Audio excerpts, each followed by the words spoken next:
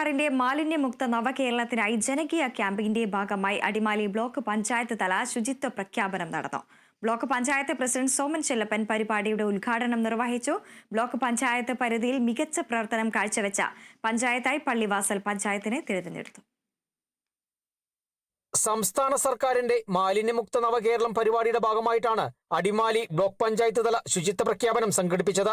Adimali block പഞ്ചായത്തിന് കീഴിൽ 5 പഞ്ചായത്തുകൾ പ്രവർത്തിക്കുന്നുണ്ട്. ഈ പഞ്ചായത്തുകളിലൊക്കെയും കഴിഞ്ഞ ദിവസങ്ങളിൽ വിപുലമായ ശുചീകരണ പ്രവർത്തനങ്ങൾ നടത്തിയിരുന്നു. ഇതിന്റെ തുടർച്ചയായിട്ടാണ് ബ്ലോക്ക് പഞ്ചായത്ത് തല ശുചിത്വ പ്രഖ്യാപനം നടത്തിയത്. അടിമാലി ബ്ലോക്ക് പഞ്ചായത്ത് പ്രസിഡന്റ് സോമൻ ചെല്ലപ്പൻ പരിപാടിയുടെ ഉദ്ഘാടനം നിർവഹിച്ചു.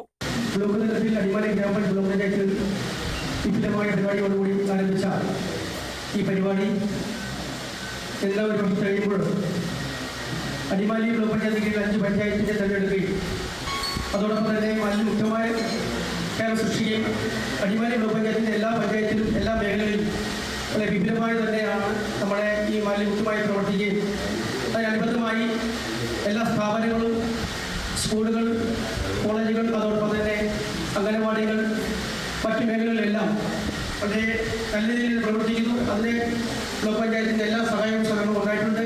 Block panchayat vice president Shandy Baby ചടങ്ങിൽ അധ്യക്ഷത വഹിച്ചു. വിവിധ പഞ്ചായത്ത് പ്രസിഡന്റുമാർ, വൈസ് പ്രസിഡന്റുമാർ, ബ്ലോക്ക് പഞ്ചായത്ത് അംഗങ്ങൾ, ഉദ്യോഗസ്ഥ പ്രതിനിധികൾ തുടങ്ങിയവർ പങ്കെടുത്തു.